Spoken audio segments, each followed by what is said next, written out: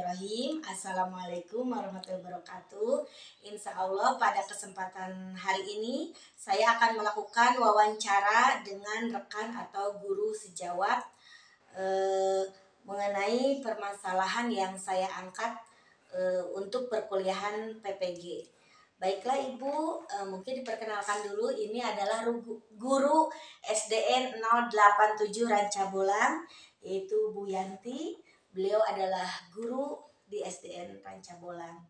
Mungkin langsung saja ya Bu ya, saya akan melakukan wawancara. Yang pertama mengenai aspek pedagogik literasi dan numerasi. Yang pertama, bagaimana menurut Ibu apa yang menyebabkan motivasi belajar peserta didik rendah?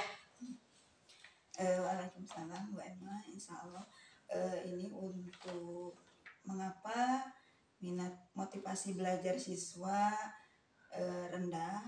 Ini ada berbagai faktor, bisa faktor ekstern, intern. Kalau internnya mungkin dari dalam diri anak-anak,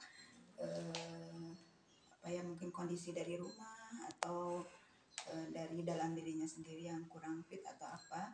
Kemudian yang eksternnya itu bisa dari pendidik atau guru, yaitu biasanya dari kurangnya memotivasi para siswa dengan melalui metode agar peserta didik ada motivasi untuk membaca. Kemudian selain metode ada juga fasilitas atau daya dukung alat pembelajaran dari guru yang kurang memodifikasi atau menginovasi alat pembelajaran. Kemudian yang lainnya suasana di dalam kelas yang kurang menyenangkan buat buat anak-anak atau siswa-siswa. Itu Bu Emma. Ya, terima kasih Ibu. Kemudian kita lanjut ke pertanyaan berikutnya, masih poin 1.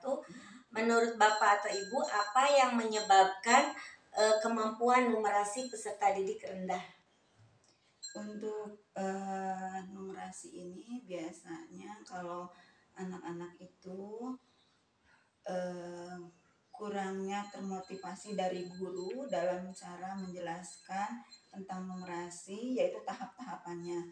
Biasanya untuk numerasi ini anak-anak diawali dengan pengenalan konsep numerasi, baik dengan benda yang nyata ataupun yang kurang konkret gitu ya. Kemudian setelah itu baru mengenalkan angka, sehingga anak-anak setelah paham konsep dia akan paham dengan angka atau bilangan. Baiklah Ibu, kita akan berlanjut kepada pertanyaan, yaitu bagaimana kesulitan belajar siswa termasuk siswa berkebutuhan khusus dan masalah pembelajaran berdiferensiasi di kelas berdasarkan pengalaman mahasiswa saat menjadi guru. Pertanyaannya, menurut Ibu, apa yang menyebabkan guru belum melakukan pembelajaran berdiferensiasi? Kemudian guru menyamaratakan teknik penilaian, kemudian yang menyebabkan guru belum mengenal karakteristik siswa. Silakan. Bu Emma, mungkin untuk pembelajaran berdiferensiasi ini salah satunya ini dari guru ya. Gurunya belum memahami tentang karakteristik anak, terutama anak-anak yang berkebutuhan khusus, dan sebaiknya guru ini menguasai tentang keilmuan karakteristik anak, kemudian gaya belajar anak, sehingga ketika dia mengajar, kalau sudah mengetahui gaya belajar anak, pasti akan melakukan pembelajaran secara berdiferensiasi. Nah, untuk itu dan teknik penilaian juga akan dilakukan sesuai dengan gaya belajar siswa. Jadi siswa itu kan ada yang normal, kita pisahkan, kemudian ada yang perlu perhatian khusus, kita pisahkan juga, dan kita harus memberikan perhatian yang lebih kepada anak yang memiliki kebutuhan khusus. Gitu. Terima kasih. Ya, baiklah Ibu, kita memasuki pertanyaan. Bagaimana membangun relasi hubungan dengan siswa dan orang tua siswa? Menurut Ibu, apa yang menyebabkan pantauan orang tua terhadap anaknya lemah dan motivasi orang tua terhadap kegiatan pembelajaran di sekolah juga lemah? Apa kira-kira Bu? Baik Bu Emma, mungkin faktornya dari orang tuanya sendiri bisa berbagai faktor itu ya. Yang pertama, eh, di era sekarang ini banyak sekali orang tua yang banyak yang bekerja ya, baik itu bekerja di kantoran ataupun bekerja sebagai asisten rumah tangga. Nah, khususnya di Rancabolang ini ya, sehingga mereka sibuk dengan kegiatannya masing-masing, sehingga anak-anaknya kurang mendapatkan perhatian dari orang tua. Atau misalkan orang tuanya juga sibuk di rumah dengan pekerjaannya masing-masing gitu ya, sehingga kurang sekali memperhatikan anaknya dalam pembelajaran. Atau bisa juga kurangnya pemahaman akan pentingnya pendidikan anaknya untuk masa depan, dan ini hanya dijadikan sebagai kewajiban orang tua agar anaknya mendapatkan pendidikan yang layak. Kemudian ada juga orang tua yang hanya menyerahkan pendidikannya itu ke gurunya, pokoknya mangga kumaha ibu guru wae gitu ya, seperti itu mungkin Mbak. Terima kasih. Baiklah Ibu, kita memasuki pertanyaan bagaimana pemahaman atau pemanfaatan model-model pembelajaran inovatif berdasarkan karakteristik materi dan siswa. Pertanyaannya, menurut Ibu, apa yang menyebabkan guru belum melakukan pembelajaran yang inovatif? Dan menurut Ibu, apa yang menyebabkan kemampuan guru dalam menguasai model-model pembelajaran itu masih kurang? Apa Bu kira-kira? Silakan. Baik.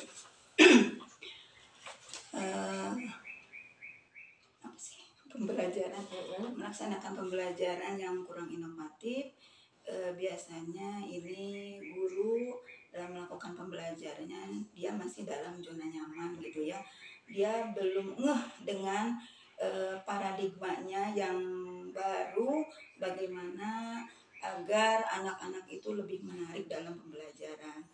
Nah, dalam menguasai model-model pembelajaran juga mungkin guru-guru ini masih nyaman dengan yang sebelum yang lama gitu ya. Dan guru ini harus berani untuk mengubah dirinya sehingga dia bisa lebih inovatif. Dan juga perlu adanya motivasi dari pihak sekolah, baik itu berupa penghargaan atau apresiasi apapun dari sekolah, sehingga guru lebih semangat untuk menginovasi pembelajarannya. Kemudian perlu adanya pengadaan media pembelajaran yang difasilitasi oleh sekolah, sehingga guru akan terus menginovasi model-model pembelajarannya untuk peserta didiknya. Itu.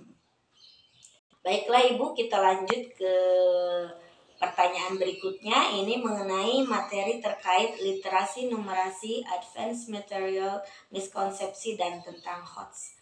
Menurut Ibu, apa yang menyebabkan kemampuan siswa dalam menguasai soal literasi, numerasi, dan bentuk-bentuk soal HOTS siswa itu masih rendah? Dan kemudian, apa juga yang menyebabkan guru belum menerapkan pembelajaran HOTS sehingga siswa belum mampu berpikir kritis? Silakan. Ya baik, memang masalah ini sebenarnya kalau di sekolah itu dari guru ya.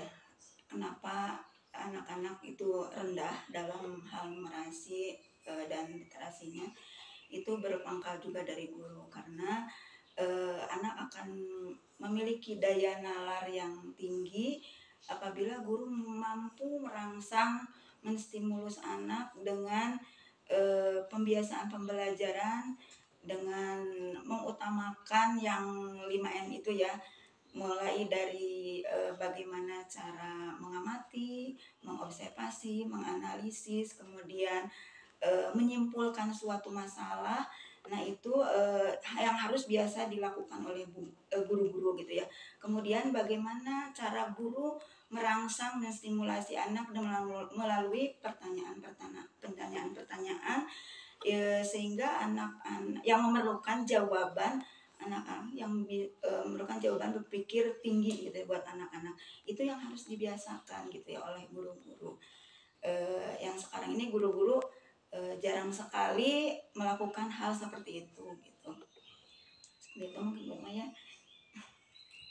Baiklah Ibu, kita memasuki pertanyaan bagaimana pemanfaatan teknologi atau inovasi dalam pembelajaran. Nah, menurut Ibu, apa yang menyebabkan kemampuan guru dalam menggunakan teknologi atau inovasi dalam pembelajaran itu masih lemah? Kira-kira apa Bu yang menyebabkannya? Baik, ini ada beberapa faktor ya, faktor intern dan ekstern dari para guru. Faktor internnya motivasi dari gurunya untuk lebih mengetahui dan lebih mengembangkan pembelajarannya melalui teknologi ini sepertinya beragam ya. Ada yang mungkin generasi lama itu masih belum gitu atau belum atau merasa kesulitan gitu ya. Kecuali dengan generasi yang muda-muda itu mungkin dia selalu ingin mencoba. Jadi faktor intern ini dalam guru ini yang perlu dimotivasi juga oleh sesama dari guru. Kemudian untuk faktor eksternnya ini bisa dari sarana prasarana sekolah, karena mungkin ini kurang memadainya atau sangat terbatas ya dari pihak sekolah mengadakan teknologi atau pembelajaran berbasis IT ini, sehingga keterbatasan dari semua guru untuk menggunakan fasilitas ini itu. Dan yang penting adalah ini para guru untuk saling bahu-membahu, saling membantu agar semuanya bisa menggunakan atau menginovasi pembelajaran berbasis teknologi. Sumber wawancara saya sebagai sesama rekan atau guru.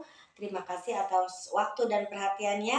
Saya Emma Salamah melaporkan dari kediaman rumah Ibu Yanti. Wassalamualaikum warahmatullahi wabarakatuh. Waalaikumsalam.